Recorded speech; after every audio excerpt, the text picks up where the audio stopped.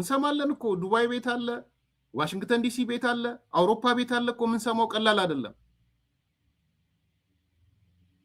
እንደ ጥቁር ገበያ ላይ ያለው ማን ነው? ባንኮቹ አሉበት እኮ ይባላል። ጥቁር ገበያ ላይ የባንክ ማናጀሮች፣ የባንክ ኃላፊዎች ምናምን ብላክ ማርኬቱ ላይ ራን የሚያደርጉት ቁጥሮቹ ቀላል ያሉት እነሱ ናቸው ነው የሚባለው በግልጽ። አሁን እኔ ሩመርስ አምጥቼ እንትን ማለት አልፈልግም። የሩመር ሚዲያ አይደለም ይሄ ሚዲያ። ግን አንዳንዴ የምትሰማቸው ነገሮች ብላክ ማርኬቱን ራን የሚያደርገው ባንክ ውስጥ ያለ ኃላፊ ከሆነ ምንድነው የምታደርገው?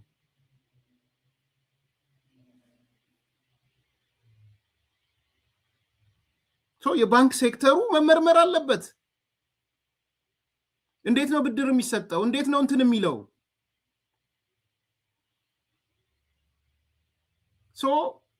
በዚህ የማያጋጥም አይደለም። መጀመሪያ እንስማማ። አዲስ ኮምፓሶች ያጋጥማል። የሚያጋጥመው ለምን መሰላችሁ? ኢትዮጵያ ፍሪዝ ያደረገች ሀገር አይደለችም። የሞተች ሀገር አይደለችም። ኢስኖት ኤርትራ አይደለችም። ኢትዮጵያ ሱዳን አይደለችም። ሶማሊያ አይደለችም። ኢትዮጵያ ኢኮኖሚካሊ ተነቃንቅታ እየሄደች ያለች ሀገር ናት። ይሄ ደግሞ ምንድነው የሚፈጥረው? የተወሰኑ አካላት የመጣውን እድል በህገወጥ መልኩ ለመጠቀም ደግሞ በዛው ልክ ይመጣሉ።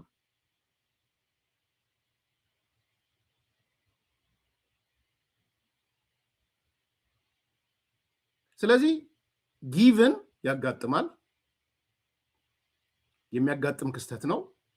ቀጥሎስ መንግስታዊ ነው ብዬ አልወስድም። እኔ ኤርሚያስ ነኝ። ይሄን በመንግስት ደረጃ ቁጭ ብለው ስራ አስፈጻሚው ቦርዱ ከባንክ ብድር ለኤፈርት ይሄ ኢንዱስትሪ ለኤፈርት ይሸጥ፣ ይሄ የቡናንትን ኤፈርት ይውሰደው፣ ይሄን ኤንጂኦ ትረስት ይውሰደው፣ ይሄንን መኪና እና የፖርት ላይ ያለውን ማዳበሪያ ሱር ኮንስትራክሽን ይውሰደው፣ ይሄንን የመንገድ ስራ ሱር ይውሰደው፣ ትራንስ ይውሰደው መኪና የተባለ የሚባል አይመስለኝም።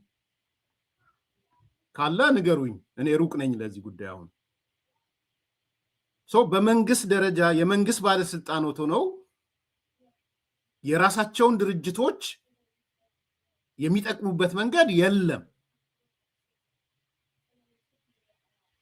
ነገር ግን ከመንግስት ተጠግተው ራሳቸው መንግስት ባለስልጣን ውስጥ ያሉ በርካታ አደገኛ ኔትወርክ አለ። መንግስት ኃላፊነት አለበት በዚህ ላይ። እንዲሁ ኦኬ እኛ ፒቲ ኮራፕሽን ብቻ ነው ያለን፣ ከፒቲ የዘለለ አይደለም፣ ፔቴ ብቻ እንደዚህ የሚባል ነገር አይሰራም። በጣም በጀማሪ ካፒታሊዝም ውስጥ አይሰራም።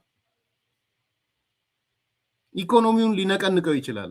እንደዚህ አይነት እንቅስቃሴ ነገ እኮ ከነገ ወዲያ ሲጠና ሌሎች ይመጡና አገሪቷን ኢኮኖሚ ያናጋት እና ግልጽ እንዲሆን ስርዓቱ የሚነቃነቀው እንዲህ አይነት ነገሮች ሲያጋጥመው ጠሽጠሽ አይደለም ስርዓቱን የሚቀይረው። የፌስቡክ የዩቲዩብ እና የሳተላይት ሰላማዊ ሰልፍ አይደለም ስርዓቱን የሚቀይረው። የእናት ልደቱ እንቅስቃሴ አይደለም ስርዓቱን የሚቀይረው። በትክክል በውስጣቸው ባለው ኔትወርክ የሌብነት ኔትወርክ ነው አደጋ ውስጥ የሚገባው። በዚህ ላይ ደግሞ ብሔርተኝነትን ጨምሩበት። በዚህ ላይ ደግሞ ሃይማኖታዊ ብሔርተኝነትንም ብሔረሰብ ብሔርተኝነትም ጨምሩበት። ኔትወርክ ይኖረዋል።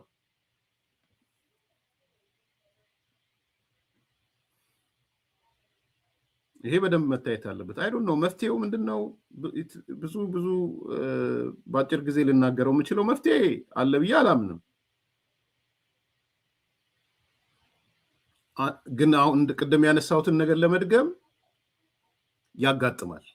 ኦኬ፣ የሚያጋጥመው ኢትዮጵያ እየተንቀሳቀሰች ስለሆነ ነው። ይሄንን የሚያጋጥም ችግር ለመቅረፍ ግን የተለያዩ ስትሪክት የሆኑ እርምጃዎች መወሰድ አለባቸው።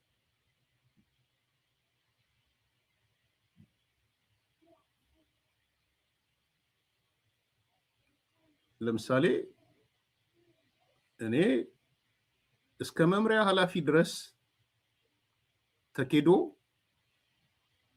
ይሄ የሀብት ምዝገባ ቢካሄድ ጥሩ ነው ብዬ ነው ማምነው። የሀብት ምዝገባ ቢካሄድ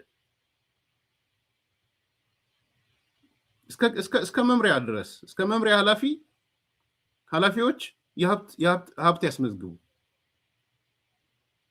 መጀመሪያ ሚኒስትሮቹ፣ ቀጥሎ ሚኒስትር ዴታዎቹ፣ ቀጥሎ የስራ አስፈጻሚዎቹ፣ ቀጥሎ ምክትል ስራ አስፈጻሚ ወዘተ የሚባለው የቦርድ ሰብሳቢዎች፣ የቦርድ አባላት፣ የዳይሬክተሮች በሙሉ ኢትዮጵያ ውስጥ አንዱ የሀብት ምዝገባ መካሄድ አለበት። በተለይ የባለስልጣናት የሀብት ምዝገባ መካሄድ አለበት። እኔ እሱን እንደ አንድ የሚቀጥለው ዓመት ትልቁ ስራ የኢትዮጵያ መንግስት ቢያደርግ ጥሩ ነው የሚመስለኝ። የሀብት ምዝገባ አንዱ መመርመሪያ ይሆናል። አንዳንዶች በእህታቸው በወንድማቸው በምናቸው እንደሚያደርጉ ይታወቃል። ግን የሀብት ምዝገባው ቢያንስ እስከ መምሪያ ኃላፊ ድረስ ሄዶ ዘልቆ የቢሮ ኃላፊዎች፣ የመምሪያ ኃላፊዎች፣ የዳይሬክተሮች፣ ስራ አስፈጻሚዎች፣ ሚኒስትር ዴታዎች፣ ሚኒስትሮች በሙሉ ያንን ማድረግ አንድ ምናልባት መፍትሄ ሊሆን ይችላል። ስለዚህ የጸረ ሙስና ኮሚሽንን ጥርስ እንዲያወጣ ማድረግ ያ አካል ዝም ብሎ ማስተማር ምናምን ሳይሆን እንዲህ አይነት ነገሮች ላይ ሄዶ መስራት አንዱ መፍትሄ ሊሆን ይችላል። ምናልባት ትንሹ መፍትሄ ነው። ሁለተኛው ግን ያው ሲስተሙን ማስተካከል ነው። ሲስተሙ የበለጠ ዘመናዊ በሆነ ቁጥር አሁን ይሄ የመሶብ አገልግሎቶች ሰርቪሶቹ ትራንስፓረንት በሆኑ ቁጥር የበለጠ ኮራፕሽንን ዳውን ያደርጉታል። በነገራችን ላይ ትልቅ ስራ ነው እሱ። በጣም እውቅና የምሰጠው ስራ ነው እሱ።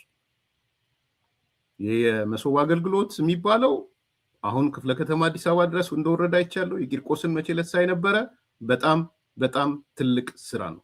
ከምር ነው ማለት ነው። አሁን ያለው መንግስት ከሰራቸው ትልልቅ ስራዎች አንዱ የዚህ የዋን ስቶፕ ሰርቪስ ነው። ስለዚህ እሱን እኔ ማክበር እፈልጋለሁ፣ እውቅና መስጠት እፈልጋለሁ። ምን ያህል ኮራፕሽንን ቀንሶታል የሚለው ግን በተለይ ከመሬት አስተዳደር ጋር በተያያዘ አዲስ አበባ ላይ በተለይ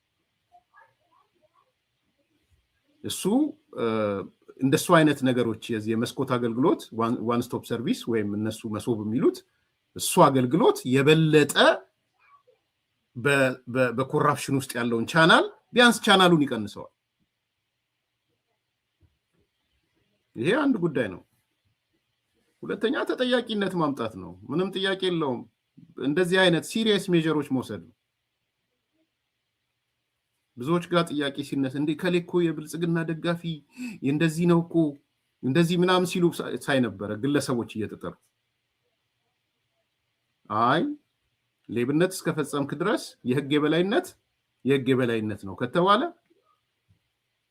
የህግ የበላይነትን ማክበር በጣም ጠቃሚ ነው። ስለዚህ እኔ አንዱ ያየሁት ፖዚቲቭ ነገር የህግ የበላይነት ተከብሮ ነው ያየሁት።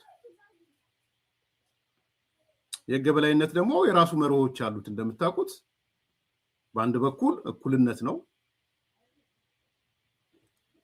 ህግ ለሁሉም እኩል የሚሆንበት፣ ሁሉም ከህግ በታች የሚሆንበት፣ በሁሉም እኩል የሚዳኝበት ብልጽግና ሆንክ፣ ከብልጽግና አጠገብ ሆንክ፣ ከብልጽግና ኋላ ሆንክ፣ ተቃዋሚ ሆንክ፣